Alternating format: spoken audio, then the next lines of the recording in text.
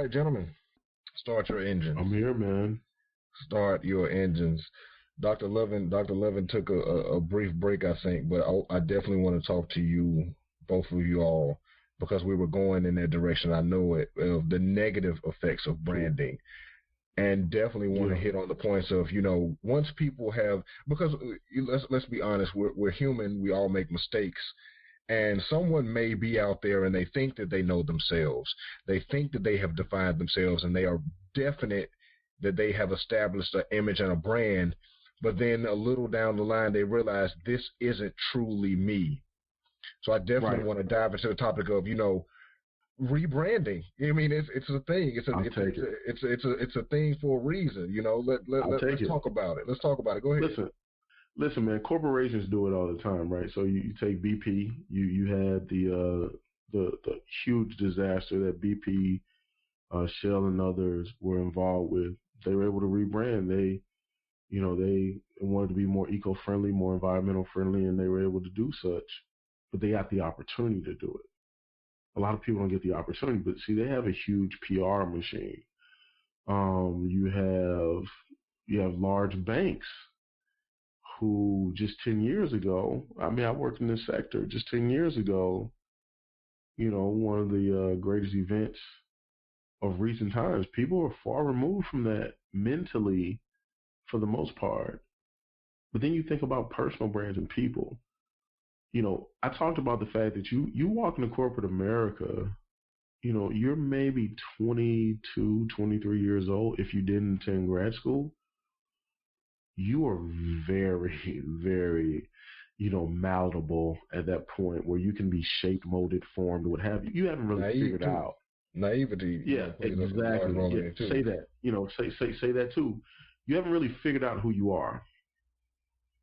When it comes to that, I think that we give a lot of latitude to folks in the corporate arena, but we also have to, take a look at individuals who may not be in the corporate landscape. You take someone who could be growing up in an impoverished area who has made some poor decisions on the way to trying to get to a better place. I think we all have suffered from making, less than great decisions, and we've done better because of our experiences. There's a quote that says experience is the most expensive teacher. And I'm here to tell you that I paid her a lot. And she's expensive, but you grow and you learn from it. Man, case in point, this is weighing on me. Like I read about the situation with Nipsey Hussle or what have you. By all accounts, he's admitted that, hey, I've grown up in Compton and I've had gang affiliations. I have had that. And he's openly stated that, at the time that I was affiliated with said circumstance, this is a byproduct of me really being ingrained into a certain type of culture, whether that be, from music or environment or what have you. But as my ability to impact people changed, my influence changed, and my resources changed, I wanted to have a positive impact. And he was doing that. I mean, you're talking about a brother who started science and technology schools. Now, I can't speak for things that I don't know. From a personal standpoint, I'm just speaking about the things that I do know. Documentaries, financial empowerment, giving people jobs. Real estate. He was real estate development, providing a gap between the inner city and Silicon Valley. I mean, keeping essentially, for all intents and purposes, I'm going to keep people from kicking your door in, holding you at gunpoint because I'm giving them jobs. These are the same people that would have otherwise been standing on a corner doing something else. So I have to commend him for being a visionary from the simple standpoint of understanding that he wanted to change his brand. He did change his brand. He rebranded himself. And he became affiliated with things that were culturally transcendent. And when you do those types of things, The same way I talked about, hey, if you're going to walk in corporate America and say, hey, I'm going to push back on this timeline, I may need a couple extra days if you want time, accuracy, or whatever, you can become a target. Well, you can also become a target even if you're not in corporate America. If you can positively impact change and it goes against the superstructure that's set in place, you have to play chess. And what's happened to this young man is extremely unfortunate, but I do not think it's a coincidence. Most definitely. And Dr. Levin kind of alluded to it in the main show about, we're in a cancel culture.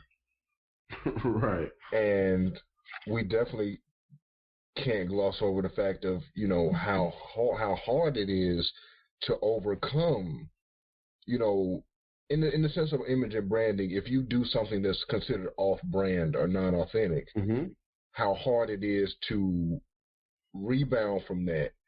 But in the same sense, if they've created a brand and they decide in themselves that this is not my brand, how hard it is to simply rebrand.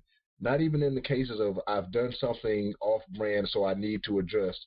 It's just, I need to rebrand because what the old me is not that anymore. I need something new, and how hard it is to do that. And we've seen it in cases, in cases across the board, personally and professionally, to where, you've got a coworker that is, pomp and circumstance at all times, and then all of a sudden one day they've changed. They've chilled out in a sense. They popped the chill pill, and now they're laid back and more of a people person, and it's kind of off-putting. Right. In a lot of cases, it's off-putting because everybody's not used to it. Because it's like, hey, for 3-4 years we've been working together, you've been this way, and then all of a sudden today, what's wrong with you? And so you get the pushback and the pressure of, rebranding. Not in like I said, not even in the case of, something went wrong. What brought about this change? So it's almost that balance of like, hey, you need a reason to rebrand. You can't just rebrand, arbitrarily. There has to have been something wrong. Something took place for this to happen, not just merely a self, like you said, a SWOT analysis and a self-introspective look at, like, hey, maybe this ain't my brand. Maybe this ain't my image. This is possibly not what I want to exude. But Dr. Loving is back, so I definitely want him to pick up. Yeah, So in terms of, and I'm just gonna say it, man. In terms of this whole gang banging thing, man, I'm from the South Side of Chicago. All right, that's where I'm from. We between the South Side, and for a while we were in the South suburbs. And I bought my own house on the South Side of Chicago too. So I've been around this whole thing for a while.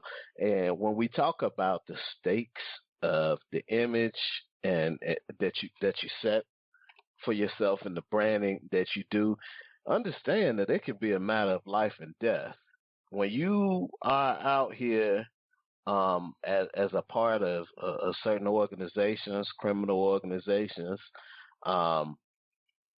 let's face it, at any point in time now you become a target of the police, okay, and also of rival organizations.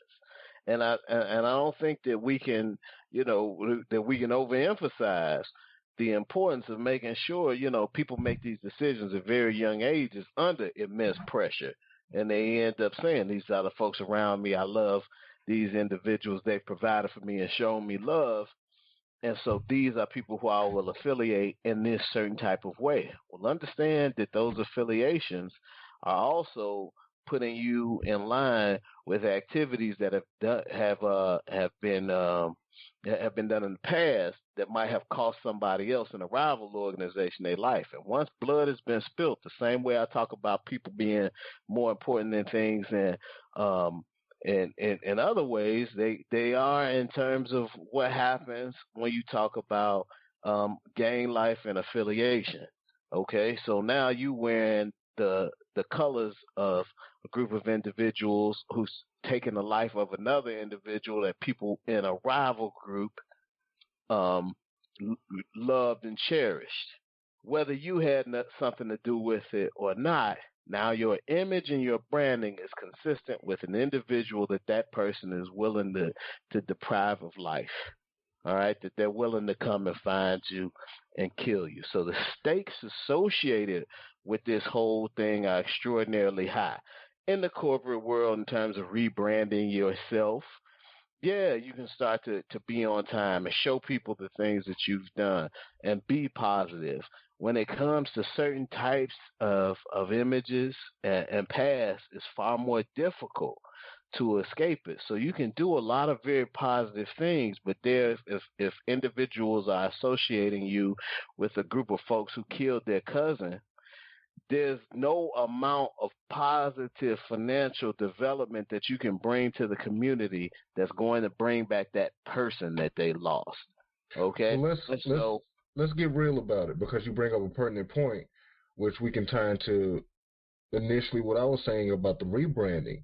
We've got people that have, like DJ said, we've got people that have acknowledged a past branding effort and have now evolved and decided I need a rebranding, and still the negative effects of past branding can always catch up to you.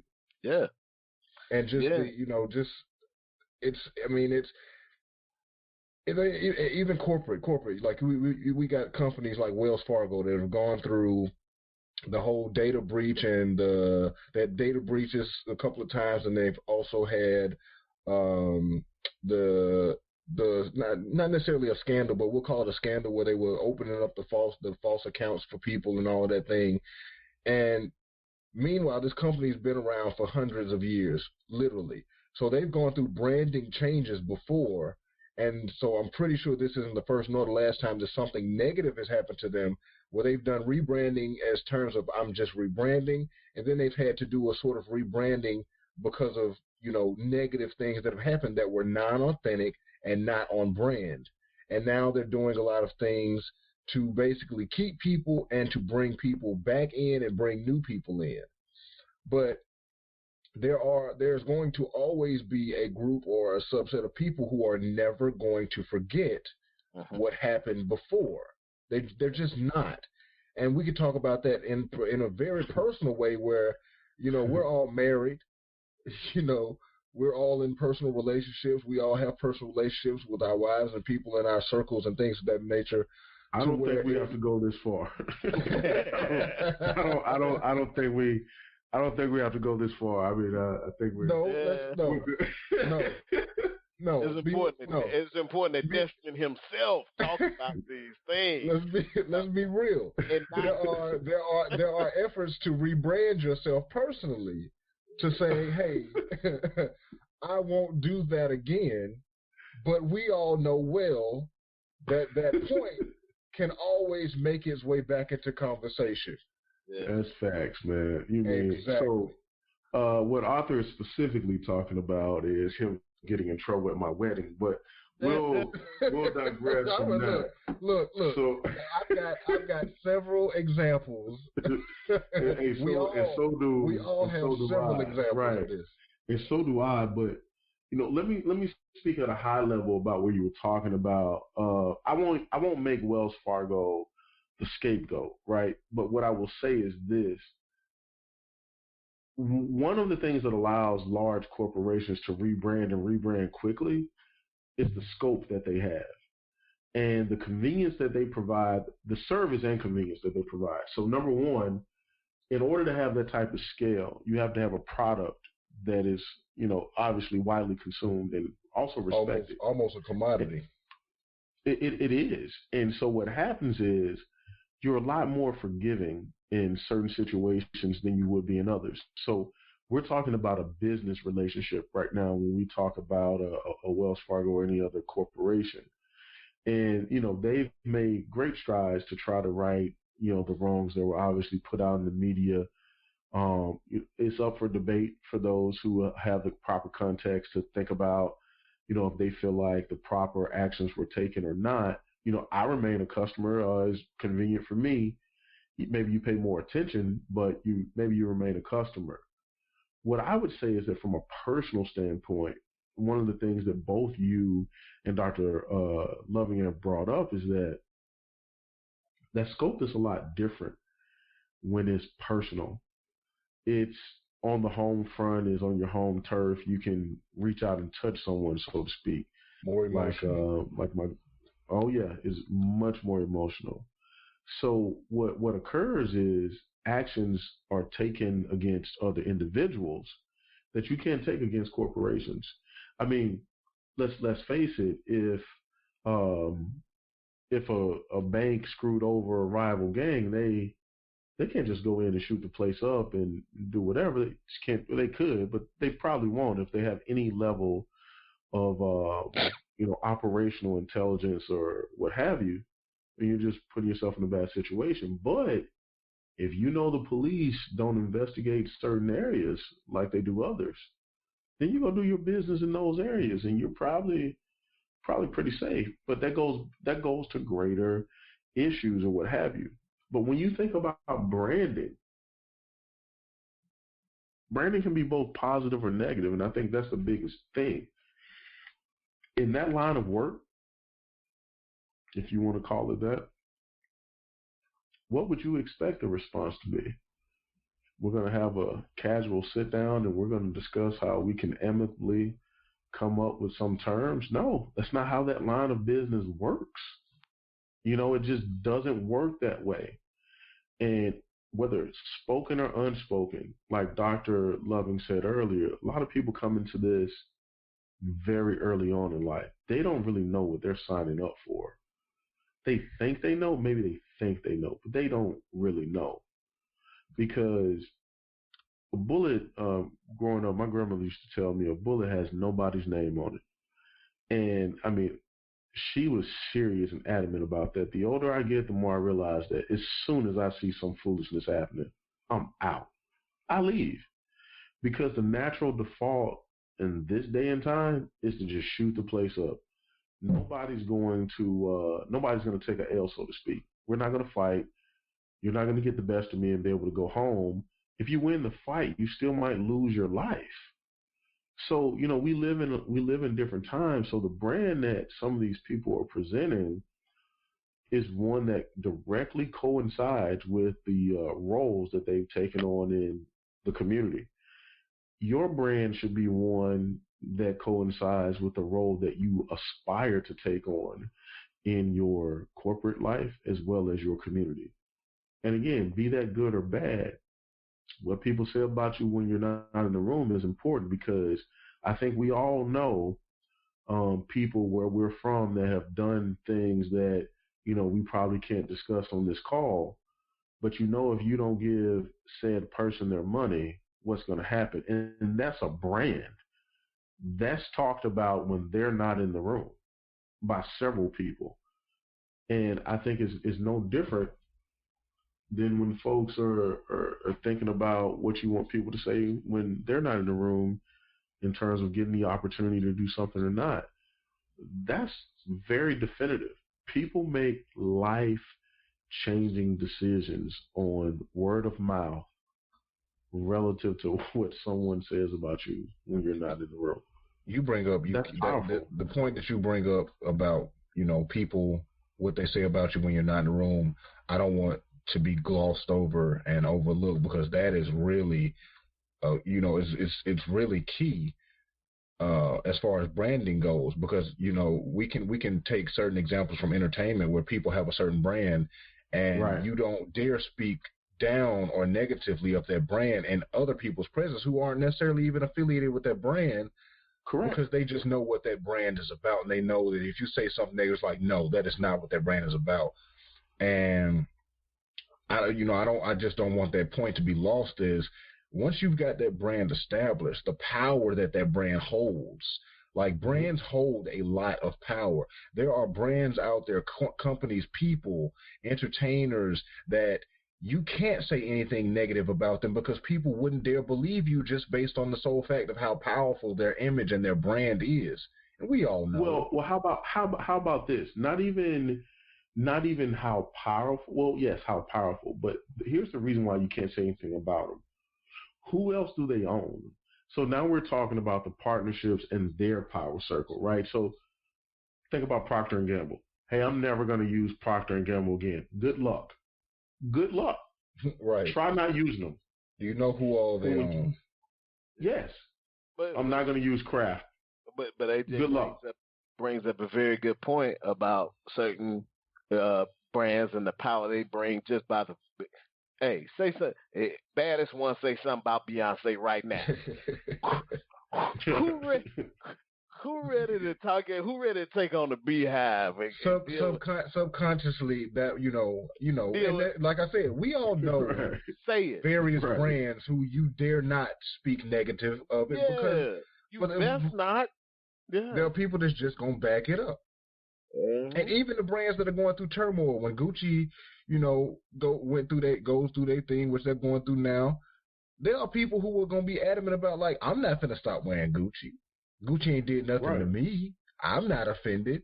Yeah. So you got a group of people that will, they will continue on. Same with Prada and every other, brand. There are people who are just gonna be like, I'm gonna do it. I support this brand. The brand that is MAGA. It's a brand, whether people want to acknowledge it or not. MAGA is a brand, and there are people who wholeheartedly and dieheartedly support and promote the brand. There are others who are adamantly against the brand, and that's the thing. I definitely want to be able to make that distinction that, you can create a negative brand, but it won't be negative to everybody. The KKK is a brand, The Hells Angels is a brand, and Killer Mike had a very pertinent episode of his Netflix series, and that showed really the power and the image of branding, where he had the Crips and the Bloods and tried to legitimize them, and it was an uphill battle. And he constantly brought up the point. It's like, when people think of Hells Angels, you get T-shirts and things of that made, not really, acknowledging the fact that they are a violent motorcycle gang. In a lot of cases, there's evidence of them being violent and causing brawls and shootouts and things of that. But you can still walk into Walmart and buy a shirt with their logo on it. They are an actual incorporated organization. Correct, but that now see, that's where we go back to what we spoke about in the show. Now we're talking about marketing. How do you market that brand, positive or negative? How do you market it? And also, who's your target audience? Because that determines whether that's perceived as positive or negative. So, Hells Angels, KKK, whomever, if my target audience is black men 18 to 35, I'm probably not going to sell many KKK shirts.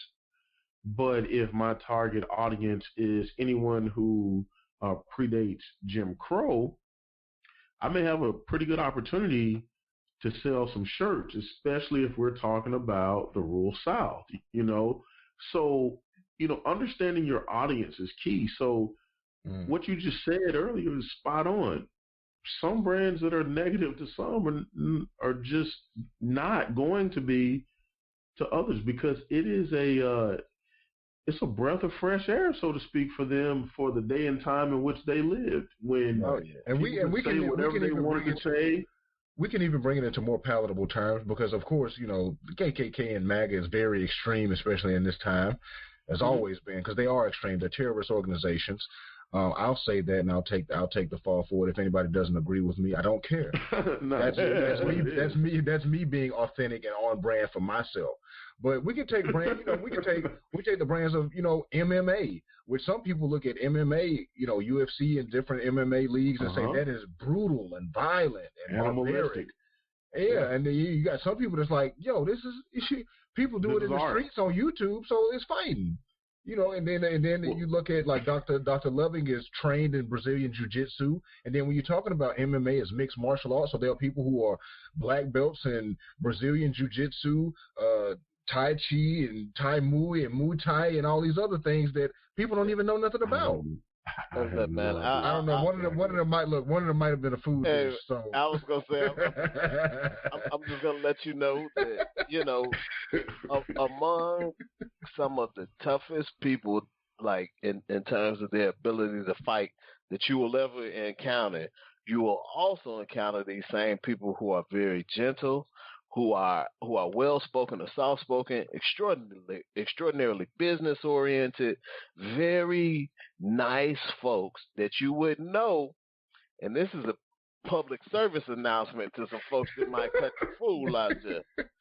That you would know could put you in at the top of the list for people in the emergency room. Like if they bring you to the emergency room, they're gonna take your ass right in to the front. But the beauty of the point, they're gonna take you past the people who shot and everything. Because they're gonna twist your ass up so bad. The doctors are going to come from down upstairs down to the emergency room and say, "We ain't never seen no shit like this ever." But Dr. Lovett, you allude to a very big underlying point. There are certain principles that are a part of people's brands and their authenticity and their image. And one of the underlying points and pillars that are across the board with mixed martial arts and all of the martial arts is discipline. And that's an underlying principle. It's like that you allude to that point where it's like that's something that's unless you're in it, you really don't understand, because a lot of people look at it like, oh, karate and jiu-jitsu, and it's like, oh, you just know how to fight. And it's like, no, one of the main principles in all of those things is discipline. Yeah. So that's one of those things where it's like there are aspects of brands and images that everybody's not going to necessarily see or know. Right. But as you being the controller of your narrative and the controller of your image and your brand, rule one of this brand and this image is let's have some discipline across the board. And then people that support your brand also know. It's like, okay, no. You're not gonna deem these people as this and this because they practice this, because their number one thing is discipline and things of that nature. Like me, I'm not trained in none of it, but I know for a fact that discipline is very heavily taught and is a very heavy influence in the culture. Absolutely. Well, if you remember earlier in a previous episode, in an after show, Dr. Loving talked about the fact that if you really want this, if you really want this, I'm going to give you every opportunity. Several games. Speak amicably. Right. He said, I'm going to give you several opportunities to speak wisely and amicably about this. But after I've given you all the gain that I can give you, I'm going to have to whoop your ass. And the manner in which he said it was very focused and disciplined in itself, because I have never heard someone put those words together. He said, and I repeat, after I have given you all the gain that I can give you. And culturally, people, we must bring you into the fold of knowing. Again, is one more, again, no more. Those are the only two options of gains you got.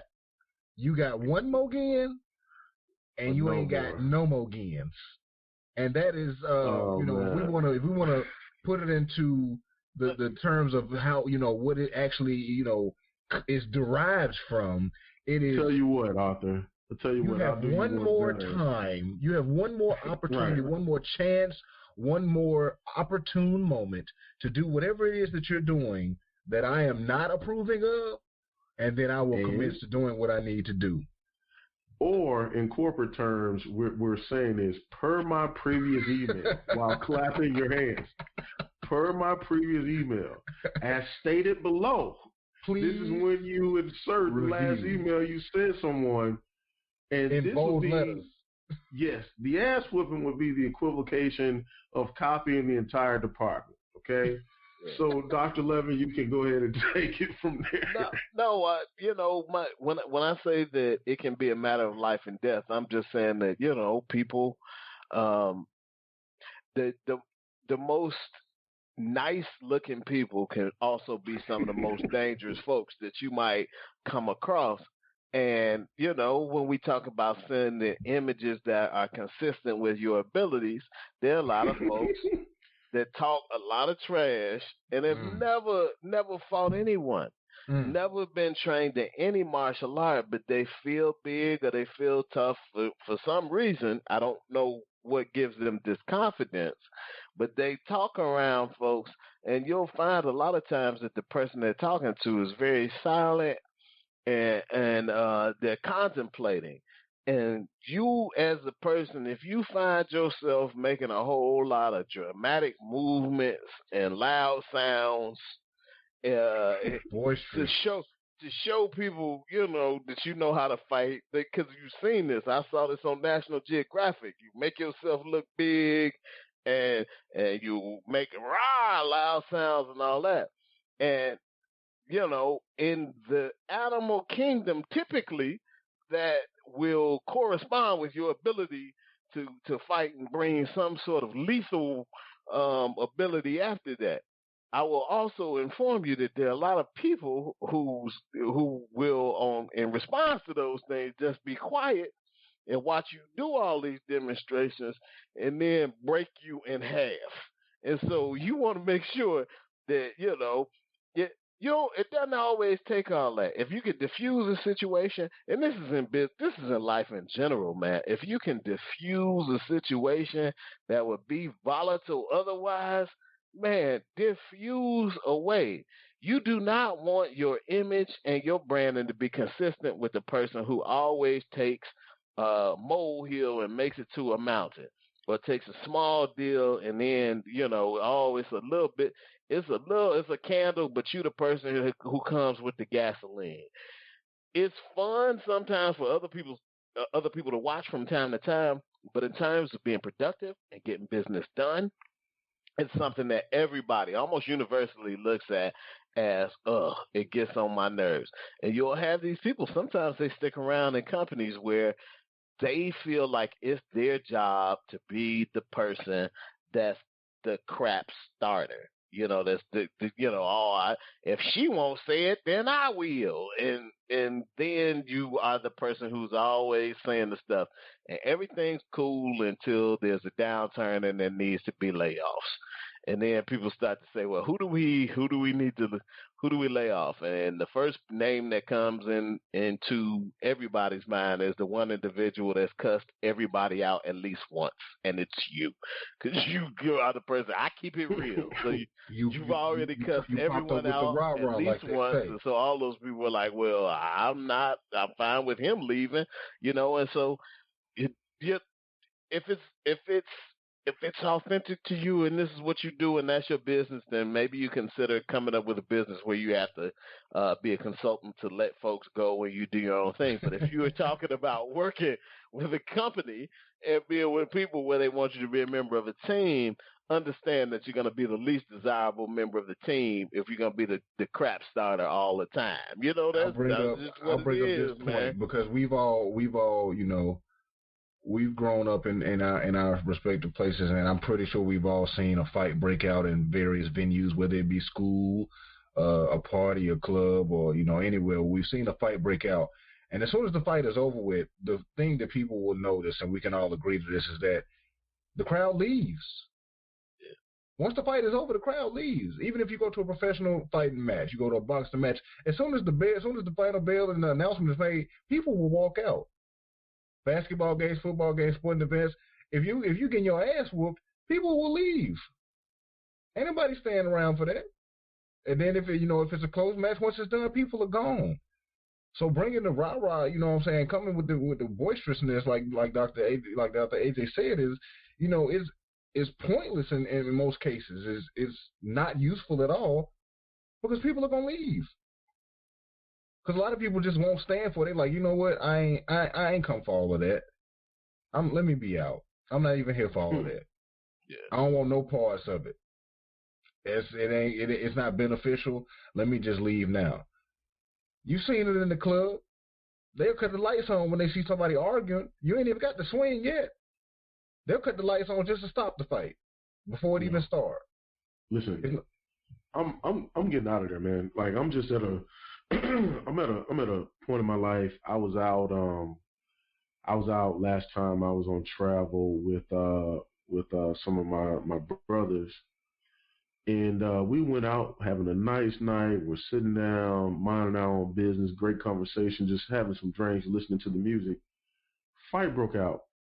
Man, I'm enjoying the conversation so much, I don't even know a fight has broke out. I'm just standing there minding my own business, and then a drink is in my face.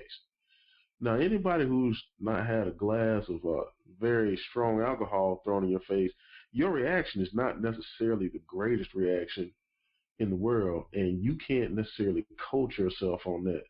So my immediate response was, somebody has to get this work, like right now. You turned into the reporter with the fly in his mouth. I turned into the reporter with the what the? Somebody got to get me the fuck up out of here. Well, okay, you said it, not me. But the thing was, I have good people with me who know. Listen, this ain't a part of your brand, dude. Like, you're a husband, you're a father, you're a leader of several organizations. You have this corporate thing you got going. It's really accidental. In this case, glass of alcohol in your face is really worth you sacrificing all of that. Because we talked about this earlier. The culture of today is, I'm going to shoot you.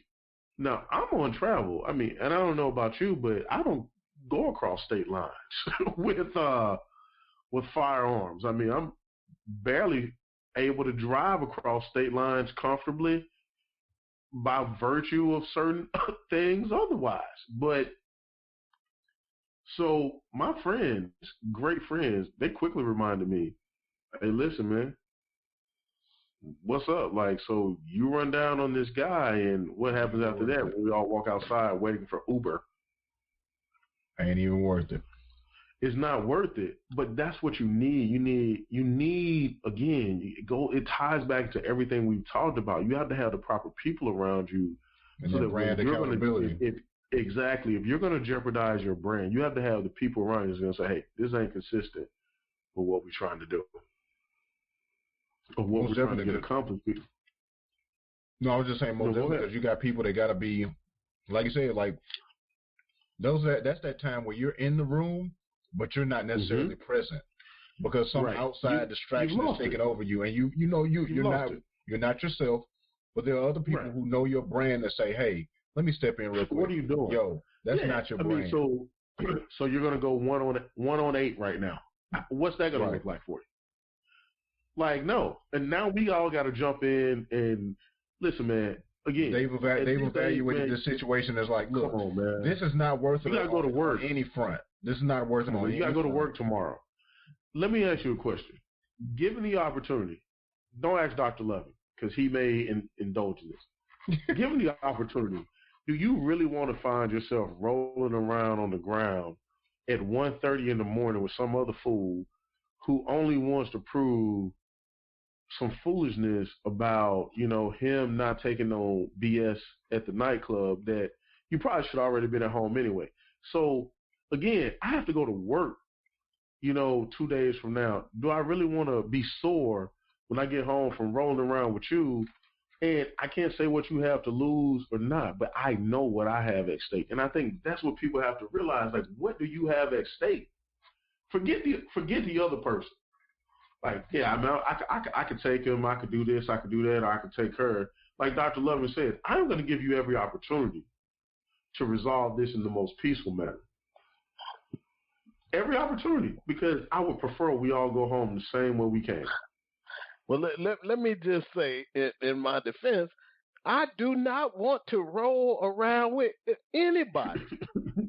And, outside of the sanctioned courses where I'm that's a nice way of saying I don't want to kick your ass, but if forced to, I will thrash you. Yeah, well, I mean, now if we get to the point where I've decided that, man, it doesn't matter how it looks to the University of North Texas at Dallas, and it doesn't matter how it looks. That's a bad place to get to. My corporate partners, and I've gone to the place where it's like, well, now it's life or death, and it doesn't matter what anybody else thinks. Now we got to tussle. I'm probably it's survival.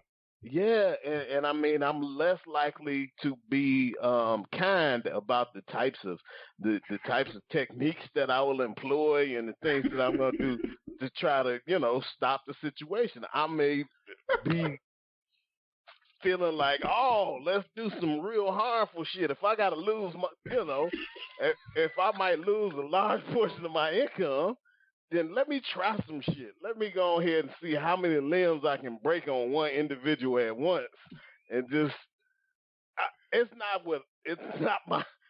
not how I started the evening, but this was not the plan. This was not the plan for the brand.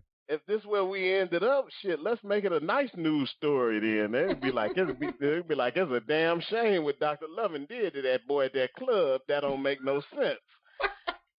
So my goal is to never have a story like that. If I can talk you down, man, I'm talking you down. If I can I'll buy you a drink. I'll buy you a drink before I throw a drink at you. I'll buy everybody drinks. I'm trying to do everything I can. If we get to the place where we actually throwing hands, now we in a lot of trouble. And I say we because physically you probably in trouble statistically, and then I'm in trouble with the judicial system because now I got to look a certain way. Now I got a whole new image issue. I got a whole new branding that I got to do. I got to make myself look innocent and like older, grow out, and stop using the just for men. I got to look old and frail and scared. You know what I'm saying? I did what I had to do. I'm trying to survive. And that's what that is. It's on. Look, man, if you look at what animals do in the wild, you have porcupines that have spines on their backs to protect them. You have chameleons that can blend into a certain environment. Every organism adapts to its environment to do what it needs to do to survive, including human beings. Okay, we're organisms just like every other organism out there. And we have these probably more nuanced environments in terms of how we interact with one another socially in comparison to other organisms. But at the end of the day, we all want to survive. So you get to the point where you feel like it is life or death, you are going to see behavior that's not as consistent with just beautiful imagery. Yeah, you'll see that first thing, it puffs up its chest, it hisses, but the next thing is the bite, the strike. Like with anything, it's if you're dealing with the ape, they snatching off the testicles and biting off your face. These are the things that are gonna happen. All right. What? All right. I'm just letting you know. These are, all right. Don't all right. fight. Do you want to fight an orangutan or not? Hey, Dr. Lovin. Dr. Lovin has obviously been heavy into the Planet Earth series and top 10 deadliest animals in the wild. Oh my God! Look, man, this is the after show, right? We did make it past this. This is good. Oh yeah. Right. I'm eating chicken right now, and I'm just visualizing everything you're saying. Because you out here like I'm trying not to visualize any of that. Look, man. Dr. Love is basically letting you know when it comes to first and foremost, I feel extremely comfortable now walking in mean streets of whatever city I'm walking through. And wherever I was, we're closing things out. The mean streets of where we go. The mean streets of Beverly Hills. Is that like where we go? Hey man, you ever had a walk back from the office to the Westin at like 1 o'clock in the morning, man? We've had several employees who have fallen victim to that walk. So, I'm just saying, if you're looking for an opportunity to explore any of the Planet of the Apes tactics that you speak of, I have a route that's guaranteed to give you the opportunity to do such, but I would not suggest it. But see, the thing is, knowing and being true to your brand, knowing it's like, that's one of the things where I'm not going to put myself in that situation. Right.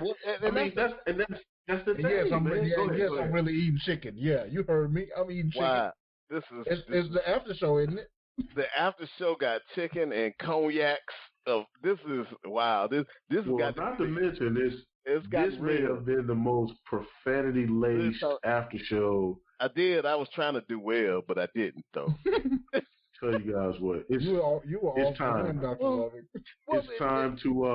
It's time to reel things in and close it out. It's the problem of having the suits and the nice shirts and speaking well and doing what you're supposed to do, because people get, the wrong idea based off the idea that I'm actually presenting, that I am a nice, competent individual. And then somehow you get it twisted in your mind, like, hey, this dude, I could just go on here and just kick this dude in the back, and it'll be funny to everybody involved. No, it won't. It's not. Hilarity will not ensue, dude. That's just gonna be a bad situation for everybody involved. You don't really. That person does not truly know the inner workings of your brand. Well, that's the thing, is that sometimes you just see what you've seen from the outside, and it looks a lot simpler and sweeter than it is. There are a lot of folks. I tell anybody, you hear a whole bunch of folks calling an old drunk dude champ. Don't mess with that old dude. I've seen this video before. He got on the red suit. He out there kicking it somewhere in front of a liquor store. And they like, oh, no, don't say nothing to him, champ. It's all right. And then the young dude keeps starting to smack. And the next thing you know, kapow! He's on the ground. One hit a quitter. Yes, because he's champ. And he's been fighting people for a long time. He's been knocking folks out since the Jim Crow era. He got in trouble one time. Oh, my God. He knocked somebody into a white only water fountain, and he was black. He knocked into the water fountain was black. He got in trouble because he knocked him into the water fountain. That's how troublesome our racial past is. My God! Just let you know. So, hey, with that being said, hey, what happened? Right. Right. Too late. Hey, this is hey. Right. What's going on? He said he knocked him into a white only water fountain. I don't know that it happened, but I know that it's true. I'm pretty sure. Hey, did you just say? I'm pretty sure somebody got in trouble for knocking somebody. He said he knocked him into a white only water fountain. He was black. Yo, with that being said, we definitely want to thank everybody for tuning into the after show. Really? Well, as you can definitely see, what? This is where we have fun, and we just, we carry on the topic. And as always, cultural relevancy always prevails. Everybody might not understand. Champ that stands outside the liquor store. Everybody don't know a champ. I can speak for all three of us. All three of us know a champ that posts up at the local watering hole. His name was Trouble where I'm from. Hey, there's variations. There's variations. Trouble, champ, Trouble. Buddy, right, Killer, the Duke. Hey, Chief. He been had hands. Chief. he got on fake gators right now, waiting on somebody. Waiting on somebody to step the wrong. Wait. Hey. And a leisure suit. They fake, man. They got the the stitching is coming out and everything. They plastic as it gets, but it's those sandals that your Uncle barbecue in, man. Hey, Dr. Levin, hey, look, you ever see those? Dr. Levin saw that dude today. Oh yeah, you see him all the time. This memory is vivid. You saw that dude today. Like, look, no matter of fact, I just put two and two together. You saw him today when you went and picked up that bottle of what you call it, the decote. Decote. You saw Champ today when you went to pick up the decote. I promise you, man, there's champs all around you, waiting to knock your ass. With that being said, the final thought for the night is there are champs all around you, and they will knock your ass out. So listen, stay authentic to your brand, man. Don't get off brand, because there's a champ right by you somewhere that will knock your ass out. Don't get off brand, man. Wow. Don't get out here, with the rah-rah thinking that you're somebody that you're not, to somebody that you think is not, because they will definitely prove to you that they are. and they deserve what they are. They've earned what they are, which in this case is champ. But hey, we appreciate everybody following us on our Instagram at BREADren Pod. That's BREADRENPOD on Instagram. You can listen to us on Anchor, Google, and iTunes, and more platforms to come. Follow all of us, each of us, on our respective websites: www.mmbbgw.com, DestrianWellsConsulting.com, and ajamuloving.com. And as usual, we love you all and we appreciate your feedback and your listenership. Good night.